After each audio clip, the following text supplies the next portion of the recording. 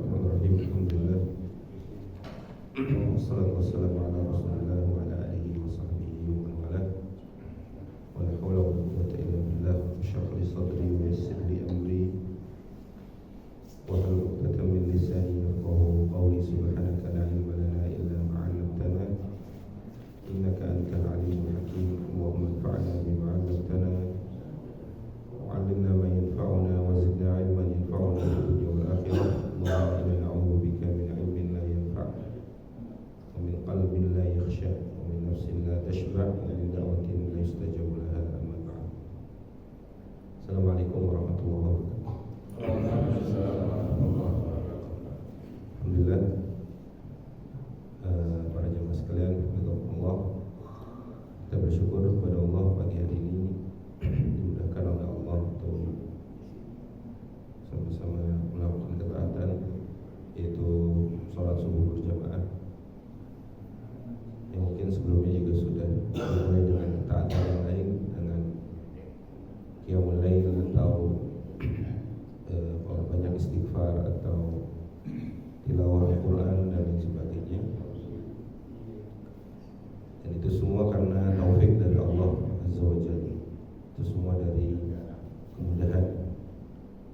Taufik itu artinya adalah saat kemauan kita sesuai dengan apa yang Allah mau.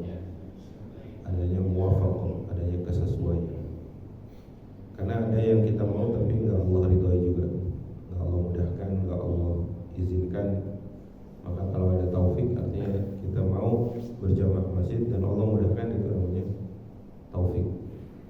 Dan seluruh kebaikan dan seluruh amal saleh kita pasti ada campur tangannya Allah. Artinya ada kuasa Allah untuk kita mudah melakukan amal saleh. Bukan karena semata-mata kita yang melakukan. Dalam artian kita bisa bangun qiyamul lail itu bukan karena kita pasang alarm, bukan karena kita tidur lebih awal. Itu hanya beberapa usaha manusiawi saja. Adapun kemudahan seluruhnya dari Allah Azza wa Jalla. Salam dan salam kepada Rasulullah sallallahu alaihi wasallam, juga pada keluarga beliau, untuk sahabat beliau juga, dan siapapun yang istiqomah melakukan dan meniti jalan sunnah-sunnah beliau sampai hari kiamat. Para jemaah sekalian, alhamdulillah di pagi hari ini saya diberikan kesempatan untuk sharing beberapa hal terkait istiqomah. Ini ada erat hubungannya dengan apa yang kita saksikan di 2 hari atau 3 hari belakangan ini tentang salah seorang panglima tingginya gerakan perjuangan yang ada di Palestina sana. Ketika saya mendengar kabar wafatnya beliau ini, saya yang terfikir di hati saya atau terbenak dalam hati saya itu tentang perjuangan yang istiqomah, tentang istiqomah dalam berjuang, tentang istiqomah dalam amal saleh, tentang istiqomah dalam jihad. Sekalipun mendapatkan perlawanan yang tidak mudah, sekalipun mendapatkan ancaman yang tidak jarang. Dan begitulah ternyata orang-orang yang imannya jujur kepada Allah Azza wa Jalla. Allah berfirman, minal mu'minina rijalun sadaqu ma'ahadullah alaihi faminhum man qadha nahbahu wa minhum man yantadhir wa ma baddalu tabdila. Di antara orang-orang beriman itu rijalun sadaqu, ada orang-orang yang jujur. Rijalun sadaqu ma'ahadullah alaihi. Kalimat sadaqu bisa diartikan dia jujur atau dia percaya dengan apa yang dijanjikan oleh Allah. Faminhum man qadha nahbahu wa minhum man yantadhir. Ada yang sudah menjemput ajalnya, ada yang masih menunggu. Wa ma baddalu tabdila. Maksud saya, tema pagi hari ini itu tentang juga perjuangan, tentang istiqomah, tentang saudara-saudara kita yang di Palestina yang hampir 1 tahun. Sekarang bulan Agustus, berarti September, Oktober, hampir 1 tahun mereka istiqomah dalam perlawanan, istiqomah dalam perjuangan. Maka kita yang mungkin memang tidak ada di medan jihad, kita tidak ada di sana dalam fisik kita, kita juga mesti mengistiqomahkan amalan soleh kita di sini. Di mana istiqomah itu adalah perintah dari Allah Azza wa Jalla kepada Nabi-Nya. Allah berfirman dalam surat Hud ayat 112, A'udzubillahi minasyaitonir rajim, fastaqim kama umirt wa man taba ma'aka wa la tadghaw innahu bima ta'maluna basir. Hai Muhammad, fastaqim kama umirt, istiqomahlah sebagaimana kau diperintahkan oleh Allah. Wa man taba ma'ak wa la tadghaw, istiqomahlah engkau dan orang-orang yang bertaubat bersama dalam rangka beramal saleh di jalan Allah. Wala tadghaw, janganlah kamu melampaui batas, innahu bima ta'maluna basir, sesungguhnya Allah Maha mengetahui dan Maha melihat apa yang kalian lakukan. Istiqamah itu adalah perintah. Ya, istiqamah itu adalah perintah Allah kepada Rasulnya, sebagaimana itu juga perintah kepada kita semua sebagai hamba-hamba Allah yang lain. Sebenarnya apa arti dari istiqamah? Istiqamah, para ulama mendefinisikan banyak sekali, tapi yang paling dekat dengan kita atau yang paling mudah dan ada irisan-irisan dari beberapa definisi adalah istiqamah itu lurus. Kalau saya terjemahkan ke bahasa Indonesia, lurus, konsisten dalam amal saleh. Itu salah satu definisi. Ada juga yang mendefinisikan istiqamah itu adalah hanya menyembah Allah dan tidak menyekutukan Allah kepada apapun. Itu juga istiqamah. Juga ada yang mendefinisikan bahwa istiqamah itu adalah ikhlas ya dalam setiap perbuatan dan ucapan. Dan banyak lagi para ulama mendefinisikan istiqamah itu sendiri.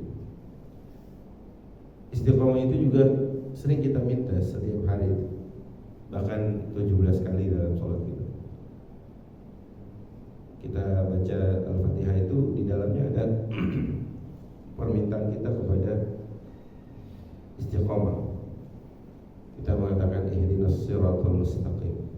Itu minta agar kita diistiqomahkan oleh Allah Azza wa Jalla. Karena amal saleh itu menuntut untuk istiqomah. Dia tidak bisa dikerjakan hanya sekali dua kali. Apalagi amal saleh yang wajib, kemudian amal saleh yang sunnah dan sunnah-sunnah yang lebih ditekankan, yaitu sunnah makan. Makanya para jamaah sekalian, istiqomah itu memang berat sekali. Nanti kita akan bahas satu-satu mungkin tentang apa dan bagaimana supaya kita bisa Allah istiqomah. Istiqomah itu berat, yang mudah itu istirahat, Bapak. Istirahat insya Allah mudah. Kalau istiqomah berat sekali. Makanya Nabi diminta untuk untuk istiqomah dalam perjuangannya. Bayangkan jika seandainya Rasulullah SAW tidak istiqomah dalam perjuangan, dalam dakwah. Rasa-rasanya dakwah mungkin 1-2 tahun sudah bubar. Kita tahu di periode Mekah, Rasulullah dakwah 3 tahun atau 4 tahun pertama itu yang masuk Islam baru 40 orang. 40 orang saja. Nabi berdakwah dari pertama kali di Mekah, di tahun pertama, kedua, ketiga, keempat kalau nggak salah. Itu yang masuk Islam baru 40 orang doang. 40 doang ya. Apakah Rasulullah Shallallahu Alaihi Wasallam melihat kemudian akhirnya adalah ini mah nggak bakal diterima, apalagi saya datang dengan sesuatu yang dimusuhi banyak orang, apalagi saya datang dengan sesuatu yang dalam tanda kutip aneh bagi para pembesar Quraisy gitu. Tapi sebenarnya yang 40 orang ini malah menjadi orang-orang hebat nanti di kemudian hari. Mereka jadi para panglima, mereka menjadi para pemimpin setelah Rasulullah SAW meninggal. Bayangkan 40 orang ini seperti mahasiswa, Rasul sebagai dosennya. Dan itu intens pertemuannya dengan Rasul SAW. Kebayang gak 40 orang ini digembleng sama Nabi kayak apa itu? Makanya di kemudian hari mereka-mereka ini yang akan memegang kepemimpinan, mereka yang akan menjadi panglima-panglima besar di dunia Islam. Atau sepeninggalan Nabi SAW. Itu kalau Rasul nggak istiqomah itu mungkin udah bubar jalan kawan. Kalau Rasul nggak istiqomah itu mungkin Rasul melihat jumlah atau pencapaian yang masuk Islam sedikit, ya udah nggak jadilah. Tapi bukan itu, karena di antara Nabi itu ada umatnya cuma satu. Ada umatnya memang sedikit sekali. Nabi Nuh berdakwah sekian ratus tahun, sekian puluh tahun. Kita hafal surat Nuh itu. Yang masuk Islam berapa? Sedikit sekali. Bahkan pasangannya sendiri aja ingkar kepada Nabi Nuh. Tapi mereka disuruh istiqomah tetap lanjutkan perjuangan, lanjutkan dakwah ini.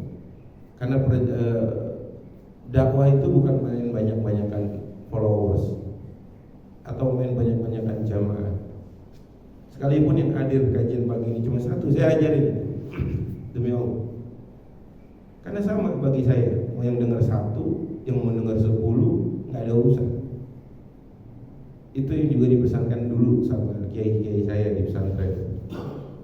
Beliau mengatakan jika seandainya yang ada ini cuma satu, ini satu kayak 1000, yang saya tetap ajar. Sekalipun nggak ada, kata kiai saya, maka saya akan mengajarkan umat ini dengan pena saya. Artinya dia menulis. Mungkin nggak umat ini yang baca, mungkin akan dibaca oleh umat-umat yang akan datang atau generasi yang akan datang. Sehingga istiqomah itu bagi para rasul itu sesuatu yang mutlak, wajib. Maka itu perintah. Perintah dalam bahasa Arab, perintah itu dalam Al-Quran biasanya mengandung kewajiban. Kalau bapak-bapak baca Al-Quran, di situ ada perintah. Cuma dua kemungkinan ya, wajib atau sunnah. Kalau larangan, satu, haram.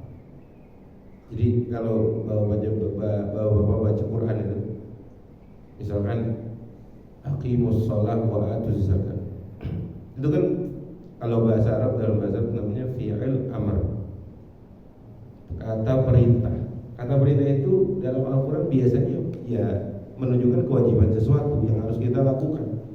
Makanya di surat Hud tadi saya katakan, Allah mengatakan fastaqim kama umirt wa man taba ma'aka wa la tadghaw. Wahai Muhammad, istaqim kama umirt. Istiqamahlah sebagaimana kamu diperintahkan. Itu mutlak bagi para nabi. Karena istiqamah itulah mereka para nabi mendapatkan kemuliaan di sisi Allah yang sangat tinggi sekali. Kemudian Allah Azza wa Jalla memuji para hambanya yang istiqamah. Mungkin saya beberapa kali baca surat tentang istiqamah itu di surat Fussilat ayat 30. Allah berfirman, innal ladzina qalu rabbuna Allah tsumma istaqamu tatanazzalu alaihimul malaikah alla takhafu wa la tahzanu wa abshiru bil jannati allati kuntum tu'adun. Ada beberapa janji Allah, paling tidak ada 5 janji Allah untuk mereka yang istiqamah. Yang tadi dalam surat Fussilat ayat 30. Pertama, Allah berfirman, sesungguhnya orang-orang yang mengatakan Rabbuna Allah, pertama mereka mengatakan Tuhan kami hanyalah Allah. Iya, memang di atas dunia ini ada Tuhan selain Allah. Banyak. Ada yang menjadikan sapi sebagai Tuhannya, ada yang menjadikan matahari sebagai Tuhannya, ada yang menjadikan hawa nafsu bahkan jadi Tuhan. Allah berfirman, ara'aita man ittakhadha ilahahu hawahu. Muhammad, lihat, apakah kamu tidak melihat mereka yang menjadikan hawa nafsunya sebagai Tuhannya, atau mereka dipertuhankan oleh hawa nafsunya.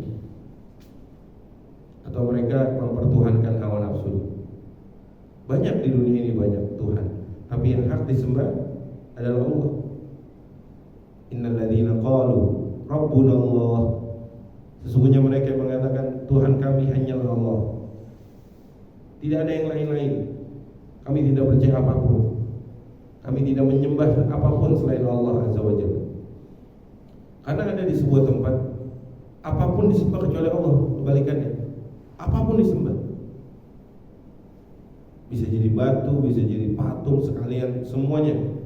Adapun orang-orang yang disebut dalam surat Fussilat ini, pertama cirinya mereka adalah yang mengatakan Rabbunallah, Tuhan kami hanyalah Allah, nggak ada yang lain. Ini artinya konsekuensinya adalah yang mungkin bapak-bapak atau ibu-ibu sering belajar di kajian rutin ketika bahas akidah itu sama Ustaz Abu Umar tentang makna tauhid, makna apa sih konsekuensi tauhid dan lain sebagainya. Kalau kita menyatakan diri kita bahwa Rabbunallah, maksudnya kita mengatakan Tuhan kami hanya Allah, itu hal-hal yang berkaitan dengan atau konsekuensinya kalau kita mengatakan Rabbunallah itu banyak turunannya. Berarti kita dilarang untuk syirik. Berarti kita meyakini Allah yang mampu memberikan manfaat dan mudarat, bukan yang lain-lain. Bukan apa, dulu bapak-bapak tahu gak istilah zodiak? Tahu istilah zodiak? Kalau kayak apa, bulan apa, lahir bulan apa, sama bulan apa itu namanya zodiaknya Cancer, Scorpio, gitu-gitu tahu ya bapak ya. Terus Virgo, apalah saya juga nggak terlalu hafal itu. Itu kan di dalamnya ada kesyirikan itu. Di dalamnya contoh gitu. Kalau misalkan dia lahirnya bulan, katakanlah ya zodiaknya Cancer gitu, dia di situ bilang orang-orang yang lahirnya zodiaknya Cancer itu urusan rezeki mudah, urusan jodoh agak sulit. Loh, ini siapa yang bikin ini? Siapa yang bikin ini? Orang, kalau nggak salah saya juga pernah baca di satu media sosial, di Twitter waktu itu. Orang yang bikin itu dia ketawa-tawa, dia bilang mau aja saya tipu, itu tuh saya ngarang. Terus diyakini oleh sebagian anak muda bahwa kalau gua Cancer, kalau saya ini saya nggak akan ini, rezeki saya ini. Itu kesyirikan itu. Ya, karena meyakini bahwa ada yang mampu memberikan mudarat dan manfaat selain Allah. Kan ini kan bentuk kesyirikan modern. Dulu mungkin zamannya namanya tatayur. Tatayur itu burung Pak dilepasin, kalau dia belok ke kanan terbangnya, wah ini hari baik. Kalau ke kiri, wah ini hari kurang baik. Artinya kalau saya mau ngadain hajatan gitu, saya tes dulu burungnya ini kan lari kemana gitu. Kalau larinya ke kanan, wah ini hari baik. Kalau dia ke kiri, wah ini kurang baik. Itu tatayur dan itu bentuk kesyirikan. Nah, hari ini zodiak itu, ya zaman modern kesyirikannya bentuknya kayak gitu. Dan itu diyakini oleh generasi muda-muda kita, Pak.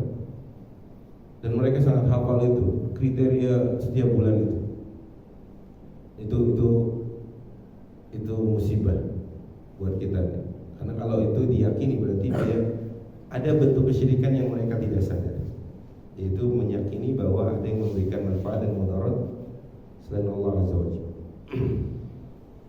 Kemudian Rabbuna Allah tsumma istaqam, mereka yang mengatakan Tuhan kami hanya Allah, kami meyakini tidak ada Tuhan selain Allah yang hak disembah. Kami juga berkomitmen untuk melakukan semua konsekuensi dari mengatakan Allah adalah Tuhan kami. Yang kedua, istaqam, kemudian mereka beristiqamah. Apa artinya? Mereka terus berada dalam ketaatan, mereka terus berada dalam tauhid, mereka terus berada dalam amal saleh. Karena berapa banyak ayat dalam Al-Quran yang berbicara tentang innal ladzina amanu wa 'amilus shalihat. Jadi kalau iman itu pasti menuntut untuk amal. Makanya kalau dalam definisi iman itu kan dia adalah iqrarun bil qalb, tasdiqun bil qalb, meyakini dengan hati, wa iqrarun bil lisan, dia harus diucapkan iman itu, wa amalun bil arkan, dan harus diamali, bentuknya ada. Makanya nggak bisa tuh kita beriman, saya beriman gitu, terus dalam hati bilang beriman, mulutnya ngucap tapi nggak berbuat amal soleh, itu bohong, itu berarti bukan iman. Karena iman pasti menuntut amal soleh. Kan innalladzina amanu wa amilus sholihat, itu banyak banget ayat di Al-Quran yang bicara setelah iman pasti amal soleh. Makanya kalau ada orang yang mengatakan amal soleh itu nggak masuk ke dalam pembahasan iman, itu namanya sekte Murji'ah. Jadi iman itu 100% terus, maksiat yang dilakukan itu nggak mempengaruhi iman. Itu sekte sesat Murji'ah namanya. Kalau Ahlus Sunnah meyakini apa? Iman itu sangat menuntut beramal soleh. Amal soleh atau perbuatan seseorang sangat mempengaruhi keimanan seseorang. Dulu kalau nggak salah tahun berapa gitu, ada yang mengatakan ada salah satu penyanyi terkenal dari Barat itu, dari Amerika, pengen datang ke Indonesia. Terus ada penolakan dari beberapa ormas Islam. Terus ada juga yang ngomong kayak gini, mau sekian ribu orang penyanyi itu datang ke Indonesia, keimanannya nggak akan kurang. Nah, ini bahaya. Karena keimanan itu atau amal itu sangat mempengaruhi keimanan seseorang.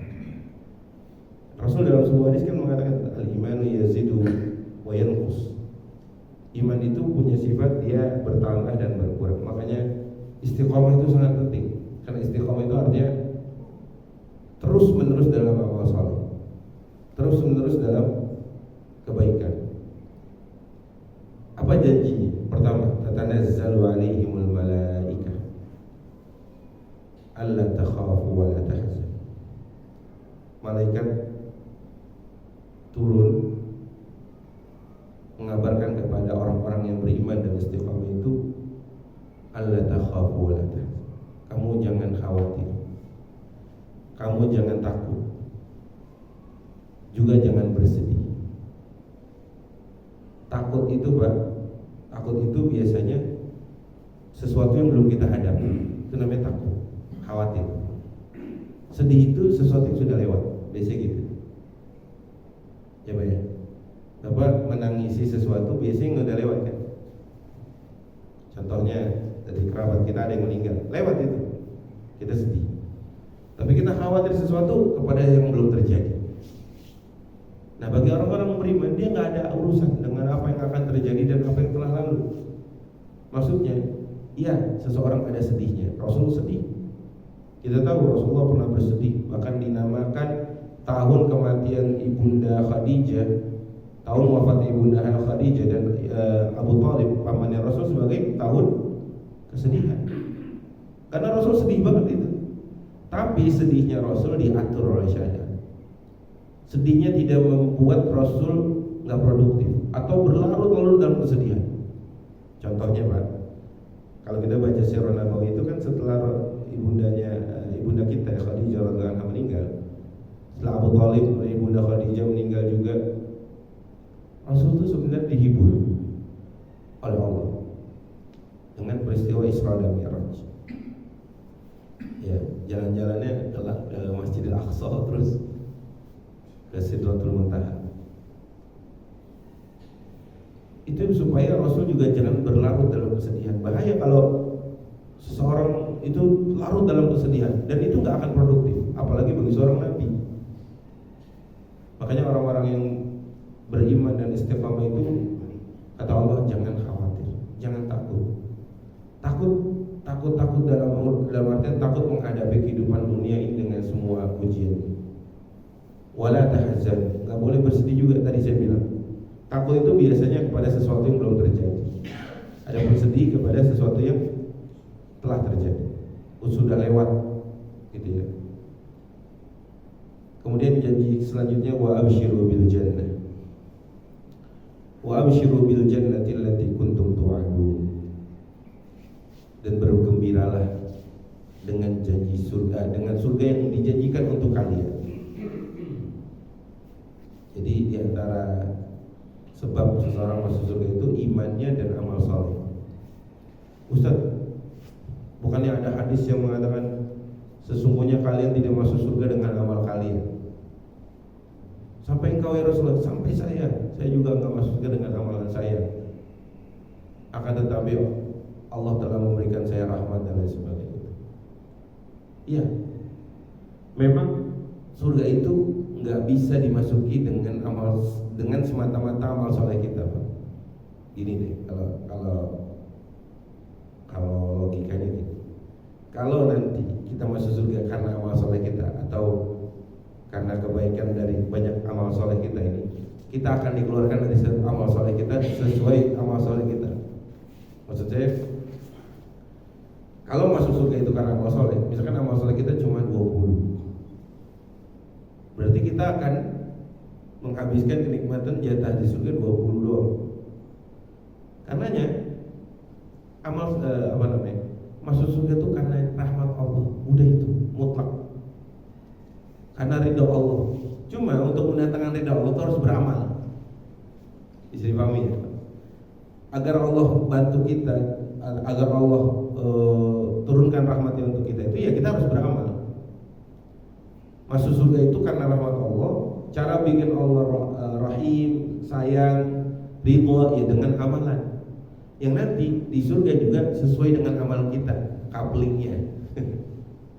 Nggak sama, Pak. Makanya kan derajatnya beda-beda.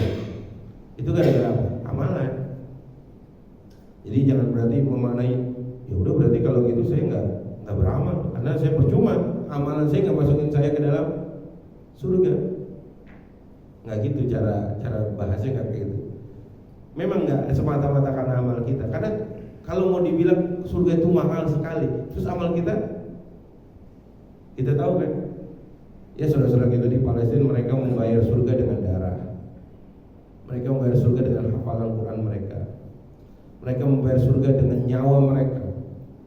Kita bayar surga dengan apa? Mahal, surga itu mahal. Kata Nabi dalam hadis yang lain dan sahih, Rasul mengatakan, ala inna sil'atallahil ghaliyah.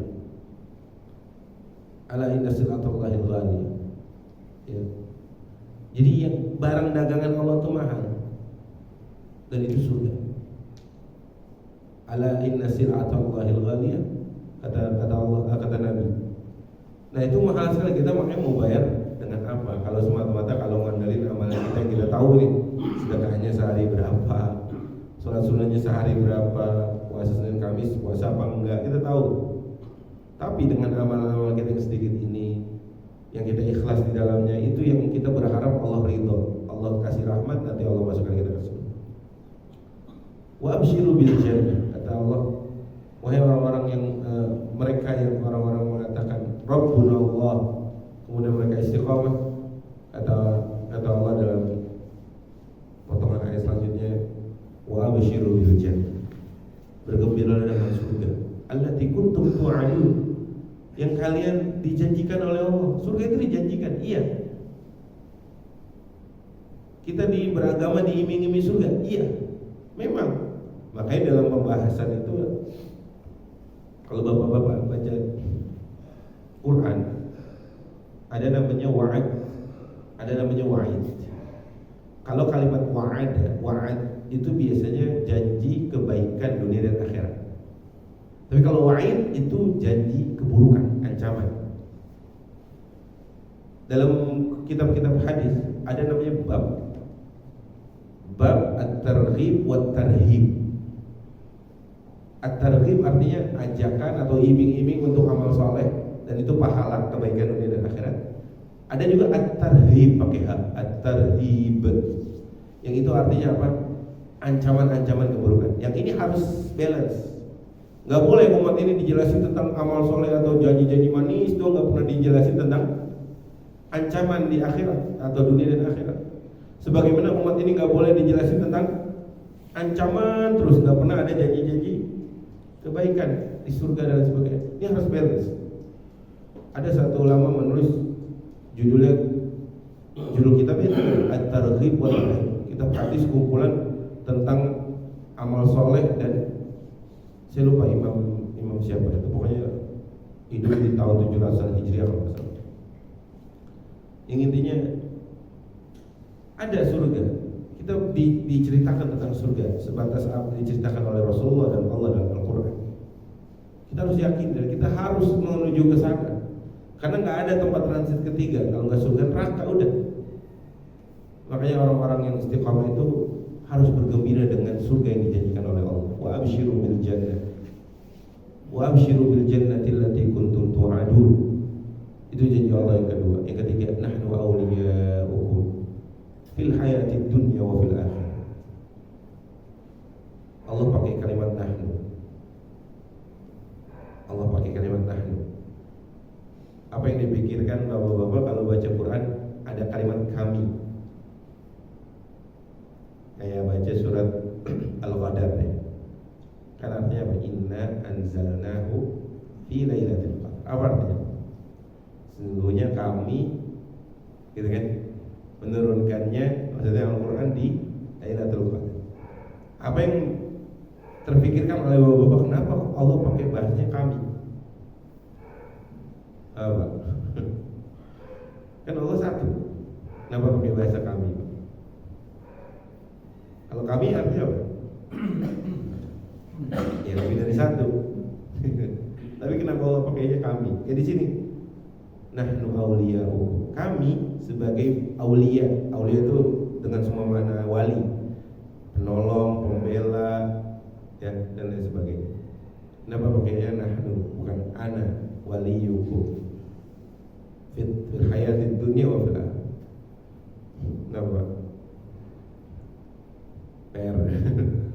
Nahnu awliya'ukum fil hayatid dunya wa fil akhirah. Paling tidak komentar para ulama mengatakan kalimat nahnu di sini dita'zim untuk pengagungan Allah itu sendiri. Ya, pengagungan Allah itu sendiri dita'zim. Nahnu awliya'ukum fil hayatid dunya wa fil akhirah. Orang-orang yang istiqamah, yang beriman dan beramal saleh dan istiqamah dalam amal saleh itu, pembela mereka bukan siapa-siapa. Pembela mereka, penolong mereka hanya Allah. Ya kita lihat hari ini di Palestina, kita dengan semua kehinaan yang kita miliki hari ini, kita nggak bisa ngapa-ngapain buat saudara kita di sana. Tapi yang nggak pernah putus dari mereka itu adalah harap mereka kepada Allah. Demi Allah banyak sekali video, potongan video-video amatir gitu, yang itu terucap dari lisan mereka. Yang kecil, yang tua, yang muda, perempuan, laki-laki, kakek-kakek, nenek, itu semua keluar tentang kami percaya pertolongan Allah. Ya Pak ya, mungkin sebagian kita udah gemes kayak gini. Di mana Allah nggak ngabisin Israel aja gitu kan kalian? Kenapa Allah nggak juga turunkan bantuannya, musnahkan itu semuanya? Sebutlah semua Netanyahu wala siapa itu, habisin semua. Di mana Allah? Mungkin sebagian kita gemes gitu kan lihat kayak gitu. Tapi kita harus paham bahwa pertolongan Allah itu turun bersamaan dengan usaha kita udah maksimal, bahkan usaha kita udah mepet. Sekarang kita tanya diri kita, udah semaksimal apa kita sampai kita berharap pertolongan Allah itu? Sebagai contoh realnya, ketika Rasul SAW bukan berdakwah, perang, yang sebenarnya sebelumnya memang tidak berniat untuk perang di Badar itu. Di peristiwa Badar itu bahwa itu udah di puncak titik di mana Rasul sangat butuh Allah, sangat butuh Allah. Benar-benar di titik itu baru Allah turunin pertolongan. Nah, kalau kita belum pernah sampai di titik seperti itu, yang ada hanya harapan kita kepada Allah saja, aduh, bukan Allah nggak bisa. Lo semua jiwa, semua nyawa orang-orang Israel itu di tangan siapa? Tangan Allah. Jadi sebenarnya muslimin itu menang karena Allah nolong, bukan karena semata-mata kita yang berjuang itu, tapi kita dituntut untuk melakukan upaya-upaya perjuangan itu. Itu buktinya Rasul di perang Badar itu, matematika mana yang mengatakan akan menang 300 lawan 1000 itu? Matematika mana? Tapi karena disitulah Rasul sudah sangat-sangat berharap tidak kepada siapapun melainkan hanya Allah. Kita tahu doanya Rasulullah SAW sangat mengibah kepada Allah. Sampai Abu Bakar melihat kasihan, ya Rasulullah, sesungguhnya engkau tidak berdoa kepada yang tuli dan yang buta. Allah mau mendengar. Rasul sampai ngangkat gini Pak, bukan kayak kita segini doang gitu doang. Begini tuh Rasul nggak pernah, jarang banget doa tuh begini kecuali di kondisi-kondisi tertentu. Di antaranya soal istisqa. Di antaranya waktu di Badar itu begini, sampai kata Abu Bakar, ketiaknya Rasul yang putih bersih itu sampai kelihatan, ridanya Rasul sampai jatuh. Itu sudah di titik butuh banget itu. Dan orang-orang yang beriman itu memang hanya begitu. Rasul kan sampai kayak ngancam Allah begitu. Ya Allah, kalau engkau nggak tolong yang segini nih, kau nggak akan disembah lagi di atas muka bumi ini. Padahal kan Allah bisa aja diciptain lagi kan. Itu udah di titik sampai Abu Bakar, ya Rasul udah. Dan orang-orang yang hari ini di Gaza di sana itu kayak begitu mereka. Mereka sangat yakin mereka bersama Allah. Gak ada urusan mau Allah mau nanti pertolongan Allah kapan turun, yang penting mereka tetap berjuang, tetap istiqomah. Dan tadi kita jangan buru-buru minta mana pertolongan mana. Katanya Allah berjanji dan Allah nggak akan mengingkari janji. Bukan itu masalahnya. Sudah sampai titik mana kita berjuang untuk Allah, kemudian Allah memberikan pertolongan. Ala inna nasrallahi qarib. Sesungguhnya, atau ketahuilah sesungguhnya pertolongan Allah itu dekat. Makanya orang-orang beriman itu nahnu awliya'ukum. Mereka nyaman, mereka nggak khawatir, nggak sedih. Kenapa? Allah yang mengatakan kami yang menjadi penolong. Wali itu bisa jadi penolong, artinya pembela kalian fil hayatid dunya wa fil akhir. Di dunia dan di akhir. Ya. Makanya kalau kita istiqomah itu, yang nolongin kita bukan siapa-siapa. Dalam kondisi apapun, Dia ada Allah. Ini sebagai janji Allah dalam surat Fussilat. Nahnu awliya'ukum fil hayatid dunya wa fil akhirah. Walakum fiha ma tashtahi anfusukum walakum fiha ma tad'un nuzulan min ghafurir rahim. Dan bagi kalian wahai orang-orang yang beriman dan beristiqamah, lakum fiha ma tashtahi anfusukum.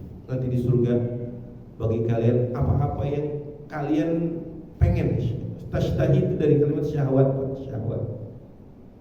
Walakum fiha ma tashtahi anfusukum. Apapun yang menyenangkan diri kalian, apapun yang membuat gairah diri kalian, itu kalian akan dapati nanti di surga. Walakum fiha ma tad'un. Dan bagi kalian apa yang kalian minta, apa yang kalian harap dari Allah Azza wa Jalla. Itu janji Allah bagi mereka yang beriman dan istiqamah di dalam amal saleh. Adapun dari hadis atau sunnah Nabi SAW tentang istiqamah, ada salah seorang sahabat namanya Sufyan ibn Abdullah Al-Thaqafi. Al-Thaqafi ini berarti dia orang Taif, karena orang Taif itu namanya Bani Thaqif.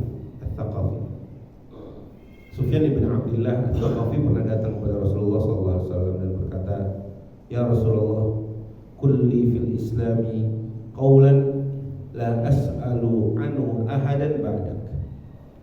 Ya Rasulullah, tolong katakan kepada saya satu nasihat yang saya nggak nanya lagi habis itu. Tolong nasihati saya dalam urusan agama ini.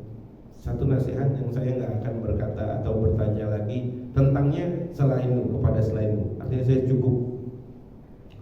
Kata Rasulullah SAW, Qul amantu billahi thumma istaqim.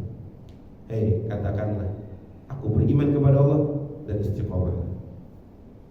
Ini kan sama kayak surat Fussilat tadi, innal ladzina qalu rabbuna Allah thumma istaqam. Rabbuna Allah artinya amantu billah, thumma istaqam artinya fastaqim.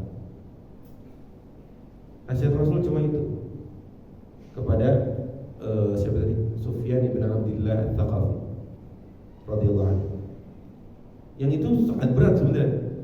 Singkat, padat dan berat gitu sebenarnya. Ya kan? Beriman kepada Allah dengan semua konsekuensinya dan istiqomah dengan semua mujahadah di dalam. Baik Bapak-bapak, apa saja yang bisa menolong kita atau apa saja upaya-upaya yang kita bisa lakukan dalam rangka Allah istiqomahkan kita dalam amal saleh? Pertama, doa. Itu udah jelas itu. Kita minta sama Allah. Doanya bapak-bapak sudah hafal semua. Banyak, ada 3 minimal. Rabbana la tuzigh qulubana ba'da idh hadaitana wa hab lana min ladunka rahmah innaka antal wahhab. Ya Allah, ya Tuhan kami, la tuzigh qulubana, jangan kau palingkan hati kami. Ba'da idh hadaitana, setelah engkau berikan hidayah. Bapak kan sering kalau khutbah Jumat itu atau dengar khutbah kan apa? Khutbatul iftitahnya. Man yahdillahu fala mudilla lahu wa man yudlilhu fala hadiyalahu. Itu dalam itu maknanya, Pak. Kalau bercandaan sebagian orang, jangan ganti doa tidur jadi innal hamdalillah. Kalau Jumatan maksudnya. Doa tidur jadi pas buat khotib naik baru ngomong innal hamdalillah udah merem. Doa tidur itu cukup yang kita hafal aja lah. Terus doa bangun tidur itu sebagaimana yang kita sudah hafal, bukan Allahumma ighfir lil muslimina wal muslimat. Itu maksudnya apa? Ini orang kagak dengar khutbah sama sekali. Khotib baru naik udah langsung merem. Khotib doa selesai khutbah dia baru mulai. Pertama doa itu tadi, Rabbana la tuzigh qulubana ba'da idh hadaitana. Ini mahal sekali hidayah itu mahal. Makanya jangan kau palingkan hati kami ya Allah setelah kau berikan hidayah. Bahayanya kalau Allah ambil hidayah itu tadi, man yahdillahu fala mudilla. Kalau Allah berikan hidayah, enggak ada yang bisa ngasih kesesatan sama sekali siapapun di atas muka bumi. Sebagaimana sebaliknya, wa man yudlilhu fala hadiyalah. Yang disesatin sama Allah enggak ada yang bisa ngasih hidayah sama sekali. Karena hidayah itu mutlak punya Allah. Sekelas Nabi aja sallallahu alaihi wasallam enggak bisa memberikan hidayah taufik kepada pamannya Abu Thalib. Sampai Allah turunkan ayat khusus untuk Rasulullah, innaka la tahdi man ahbabta walakin Allah yahdi man yasha. Hai Muhammad, sesungguhnya kau tidak akan bisa memberikan hidayah Islam, maksudnya hidayah hak prerogatif Allah ini kepada siapa yang kau cintai. Ya, kamu cinta pamanmu itu, walakin Allah yahdi man yasha, tapi Allah yang hanya mampu memberikan hidayah. Makanya kita jangan lupa Pak, doa untuk istiqomah. Yang kedua, doa yang juga bapak-bapak sudah hafal, Allahumma ya muqallibal qulub tsabbit qalbi ala dinik. Yang ketiga, doa ini juga bapak-bapak sudah hafal doa, Allahumma a'inni ala dzikrika wa syukrika wa husni ibadatik. Ini doa yang nomor 3 ini, Allahumma a'inni. Ini jelas kita minta tolong sama Allah. Ya Allah, tolonglah aku. Atas apa? Atas terus berzikir, mengingatmu, ala dzikrika. Yang kedua, wa syukrika, dan bersyukur kepadamu, apapun bentuk syukur, dan dalam kondisi apapun kita bersyukur. Kalau sesuatu yang menimpa kita dan itu kita sesuatu yang mengenakan diri kita, kita bersyukur, alhamdulillah alladzi bi ni'matihi tatimmus shalihat. Kalau sesuatu yang kurang mengenakan, kita juga bilang alhamdulillah ala kulli hal. Yang ketiga, wa husni ibadati. Ya Allah, tolong aku dalam rangka beribadah yang baik kepadamu. Kan itu ibadah, amal soleh, istiqomah. Yang kedua, di antara yang mampu membantu kita atau upaya-upaya yang kita bisa lakukan agar Allah tolong kita dalam istiqomah itu adalah menuntut ilmu. Belajar urusan agama ini yang benar, serius, benar-benar. Kita nggak akan bisa hidup tanpa ilmu itu. Kita sangat butuh dengan ilmu, apalagi ilmu tentang agama. Ya, gimana caranya kita bisa beribadah dengan maksimal, dengan baik kalau kita nggak tahu ilmunya? Makanya gini, kata Rasulullah, beda antara orang ahli ibadah dengan yang berilmu itu beda sekali. Ahli ibadah maksudnya apa? Dia nggak berilmu, dia punya ilmunya, tapi yang satu itu yang dia terus konsisten di situ. Maksudnya dia tahu satu ilmu ini, terus dia konsisten jadi ahli ibadah terus Kalau ahli ilmu beda. Bahkan dalam sebuah hadis sahih Rasul mengatakan wa fadlul alim 'ala al-'abid 'ala al-'abid ka fadlil qamari 'ala sa'iril kawakib. Ka fadlil qamari lailatal badri 'ala sa'iril kawakib. Perumpamaan perbedaan orang alim dengan ahli ibadah itu kayak orang alim itu jadi rembulan di bulan purnama. Bulan purnama itu kelihatan banget kan bulan. Yang ahli ibadah itu kayak gugusan bintang yang cuma titik-titik sekitarnya. Yang mana yang lebih tampak? Ya rembulan. Makanya ilmu itu lebih penting. Bahkan seorang alim bisa menstrategikan amal solehnya karena ilmunya. Orang alim dia bisa menstrategikan amal soleh. Yang saya mungkin pernah mengatakan atau tidak, contoh semacam kalau Ramadan gitu kan. Kita kurang di bab tilawah, nggak banyak banget. Itu ada santri-santri, nggak udah saya kasih aja dia. Karena saya tahu hadisnya itu ilmu. Hadisnya apa? Barang siapa yang memberikan makan orang berpuasa maka baginya pahala orang puasa tersebut dan tidak berkurang sedikit pun. Karena tahu hadisnya, karena tahu ilmunya, akhirnya fulan seorang tadi menstrategikan amal salehnya. Itu gara-gara apa? Ilmu. Makanya ilmu itu harus bertambah, Pak. Dikit-dikit nggak apa-apa setiap hari, dari bacaan buku kah, dari hasil mendengar radio kah, atau melihat YouTube kah, atau dengar kajian-kajian umum kah, harus bertambah ilmu kita. Ada seorang ulama, kitabnya masyhur sekali, kitab Ta'lim wa Ta'alim. Jadi bapak-bapak yang pernah pesantren pasti akan tahu kitab itu. Itu ada bait yang mengatakan wa kun mustafidan kulla yawmin ziyadatan minal ilmi wasbah fi buhuril fawaid. Wa kun mustafidan kulla yawmin ziyadatan. Jadilah kamu orang yang setiap hari mengambil faidah, setiap hari, kulla yawmin ziyadatan, dan itu bertambah, minal ilmi, dari ilmu, wasbah fi buhuril fawaid, dan berenanglah di lautan ilmu itu, lautan faidah. Itu kita penting belajar untuk ilmu, hadir kajian, baca buku, dengar video, dengar YouTube atau apapun. Banyak sekali ahli ilmu di sana, banyak sekali ilmu yang bisa diambil dan lain sebagainya. Tapi yang jelas setiap hari harus tambah ilmu yang nanti bekal kita untuk istiqomah atau beramal. Yang selanjutnya, kita perlu teman yang soleh, Bapak-bapak. Teman yang soleh itu teman yang soleh yang mengajak kita pada kebaikan. Ya, kebayanglah kalau kita temenan sama yang gak soleh itu. Saat kita lagi futur, saat kita lagi down, misalkan udah sebulan nih gak baca Quran, kalau datang ke teman yang soleh, dia akan nasihatin kita. Kenapa? Ada apa? Quran itu gini, dinasihatin lah. Kalau datang ke teman yang gak soleh, malah yang ada ngadu nasib tuh. Lu mending sebulan, gua 2 bulan gak baca Quran. Yang ada malah ngadu nasib. Ya, itu pentingnya, itu sepenting itu. Saya sering bilang ke santri-santri saya, kalian di sini harus punya teman seorang yang soleh. Jangan ketika dia nggak ngafal sehari, kan targetnya santri saya itu ada 5 lembar ngafal. Jadi kalau dia nggak lagi down gitu, dia datang ke yang temennya yang lebih parah lagi, ya malah lebih parah dua-duanya akhirnya. Makanya kita butuh teman soleh. Teman soleh itu anjuran dan itu perintah dari Nabi. Kata Nabi dalam sebuah hadis sahih, wala tusahib illa mu'minan wala yaqul ta'amaka illa taqi. Jangan kau temenin kecuali orang yang mukmin, yang soleh gitu. Dan jangan makan makananmu kecuali orang yang bertakwa.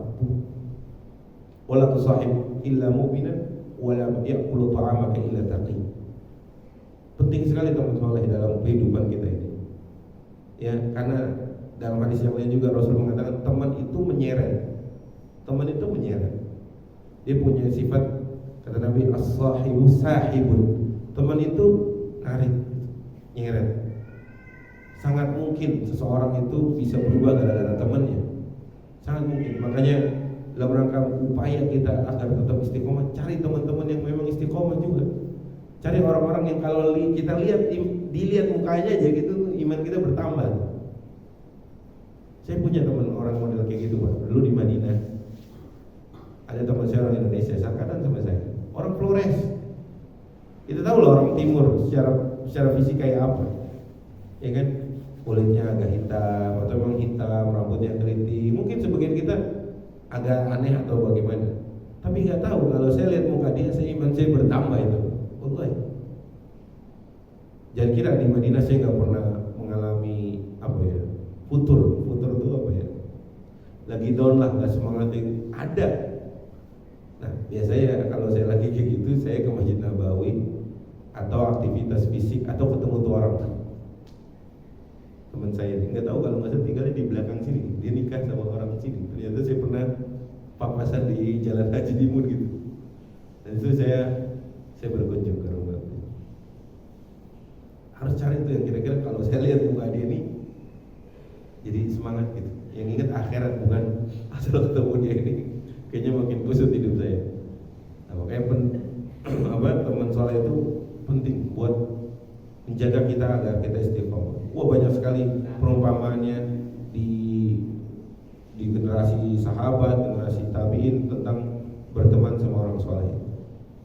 Kemudian yang selanjutnya atau yang terakhir adalah mujahadatun nafs. Kita butuh berjuang. Amal soleh itu butuh perjuangan, Pak. Apalagi bapak-bapak misalkan di tempat yang dingin gitu, mau qiyamul lail, air untuk wudhunya aja udah gimana gitu kan.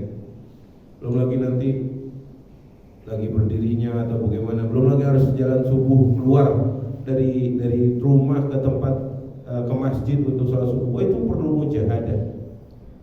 Amal sholat itu perlu mujahadah tunas, perlu dipaksa emang. Jadi kalau sehari nih kita misalkan bapak-bapak punya target, saya nggak mungkin tidur sebelum saya menghatamkan menyelesaikan wirid Quran saya 3 lembar. Harus dipaksa, Pak. Harus dipaksa. 3 lembar doang nggak susah, dicicil juga bisa banget. Tapi itu butuh mujahadah, itu istiqomah itu butuh mujahadah. Ke masjid butuh mujahadah, baca Quran butuh mujahadah, perjuangan. Saya ada teman saya di Cimanggis tinggal, beliau jadi imam di salah satu masjid. Dia murojaah hafalannya 10 juz, Pak, setiap hari. Dan dia nggak bakal tidur kecuali sudah selesai murojaah. Yang perlu apa? Dipaksa mujahadah. Ini deh bapak-bapak misalkan punya target baca Quran 3 lembar sehari. 3 lembar sehari itu kan bisa bapak cicil dari pada subuh, waktu duha mungkin, pada zuhur dan lain sebagainya, sampai bapak juga harus paksa. Saya nggak bakal tidur malam kecuali saya sudah menyelesaikan 3 lembar saya. Misalkan baru sampai isya masuk baru 2 lembar, jangan tidur, baca dulu. Harus begitu. Setiap momen itu butuh mujahadah, lawan. Apalagi setan kan pasti akan selalu gocek-gocek kita kemana pun gitu. Yang kata Allah diserang dari depan, belakang, bawah, atas kan gitu. Itu kira-kira bapak-bapak yang dimuliakan Allah. Dan ini memang kita perlu istiqomah dan memang berat sekali. Saya kebayang aja kemarin pas saya ditanya sama Pak Budi, dan saya langsung, oh iya, kemarin ada saudara kita bahkan pimpinan mujahidin itu meninggal, dan itu hidupnya dari mulai remaja. Kalau saya baca biografi sampai akhir hayat itu tentang perjuangan Palestina merdeka. Gurunya beliau yang juga diroket oleh Israel tuh Syekh Ahmad Yasin. Lumpuh, padahal Pak lumpuh, diroket dua roket tahun 2004. Bapak lebih tahu lah mungkin beritanya. Ya, itu murid-murid yang masih hidup di antaranya Ismail Haniah dan lain sebagainya. Tapi yang saya mau ceritakan bahwa mereka itu istiqomah dalam perjuangan. Ya, istiqomah itu dalam kemerdekaan, perjuangan omongannya itu selalu itu. Sekalipun dibenci banyak orang nggak apa-apa, dan memang begitu orang beriman itu. Para pejuang itu Allah bahasakan dalam Al-Quran, la yakhafu fillahi laumata laim. Mereka nggak peduli dengan ocehan orang-orang yang mungkin mencelanya dan lain sebagainya. Karena yang di otaknya, yang di fokusnya dia hanya ridha Allah aja. Mau dicela, mau diapa, la yakhafu fillahi laumata laim. Nah, kita yang di sini gimana Ustaz istiqomah dalam perjuangan Palestina? Yang mungkin berulang kali kalau saya ada khutbah di sini, saya bilang boikot semuanya, itu boikot. Itu yang paling konkret mungkin hari ini, Pak. Dimulai dari mana? Rumah tangga kita, rumah ini produk-produk yang terafiliasi keluarin itu. Bukan apa-apa Pak, urusan akhirat ini, maksudnya urusan perjuangan ini kita itu yang paling konkret. Selain berdoa kepada Allah, kemudian menjelaskan tentang apa yang terjadi di sana dengan kepada saudara-saudara kita, anak-anak kita. Kemudian yang paling konkret kalau kita donasi, ya kalau di sana kan berubah jadi bentuknya makanan ya. Tapi di Rafah masih tertahan ya. Kalaupun boleh tadi ditembakin juga sama Zionis. Apa yang paling konkret? Memutus keran-keran penghasilan mereka. Demi Allah Pak, urusan harta ditanya 2 kali kita sama Allah. Min aina iktasabahu wa fima anfaqahu. Dari mana lu dapat, kemana lu belanjain, itu selesai. Makanya udahlah, saya tuh kadang gemes kalau lagi lihat lagi ke mall atau ke apa, kalau ada orang yang berjilbab masih makan di tempat-tempat yang kita sudah tahu ini semua keuntungannya untuk sana. Saya kesel sekali rasanya. Nggak tahu dia nggak karena kebodohan atau karena apanya. Makanya ini yang saya bisa lakukan. Di setiap saya ada jadwal ngisi kajian atau ada jadwal khutbah, saya selalu menyuarakan ini. Ini mau hampir setahun Pak. Udah mau hampir setahun ini. Mereka masih bertahan. Mungkin sebagian kita udah lupa. Dia tadi mulai nakal lagi, jajan di kopi-kopi itu dan lain sebagainya. Wallahu a'lam bishawab. Kira-kira itu, semoga yang sedikit ini bermanfaat untuk diri kita dan yang benar datang dari Allah Azza wa Jalla. Adapun yang salah dari saya dan kekhilafan saya, wallahu ta'ala alam. Saya kembalikan ke Bapak. Bapak-bapak yang dirahmati Allah, itu yang bisa kita bahas. Ini pentingnya istiqomah dan kita berdoa kepada Allah agar istiqomah ini sampai kita berjumpa dengan Allah Azza wa Jalla, sampai kita meninggal. Iman itu yang nggak bisa kita tawar-tawar, harus selalu ada dalam diri kita. Karena dia nggak bisa diwarisi dari ayah kepada anak, gitu. Kemudian dia nggak bisa diperjualbelikan bebas, nggak ada, itu hidayah. Makanya kita sangat butuh untuk istiqomah dalam kebaikan agar Allah tolong, agar Allah tetapkan sabar, teguhkan di atas iman sampai kita berjumpa dengan Allah Azza wa Jalla. Yang kedua, jangan lupakan perjuangan saudara-saudara kita di Palestina yang mereka sampai hari ini masih berjuang dengan semua keterbatasan. Langitkan doa-doa terbaik untuk mereka di sujud-sujud panjang bapak-bapak, di qiyamul lail bapak-bapak, ibu-ibu, untuk supaya terus berdoa. Karena sebenarnya kita diwakili oleh mereka dalam rangka urusan menjaga kemuliaan Al-Aqsa. Itu Pak, menjaga kemuliaan Al-Aqsa itu fardu kifayah. Yang fardu kifayah itu kalau sudah dilakukan sebagian orang, yang lain gugur dosanya. Berarti artinya apa? Urusan fardu kifayah itu sudah diambil alih dan ditolong oleh mereka. Ayo kita tolong juga dengan semampu kita. Ajarkan anak-anak kita, cucu-cucu kita tentang bahwa Masjidil Aqsa terjajah oleh bangsa yang buruk,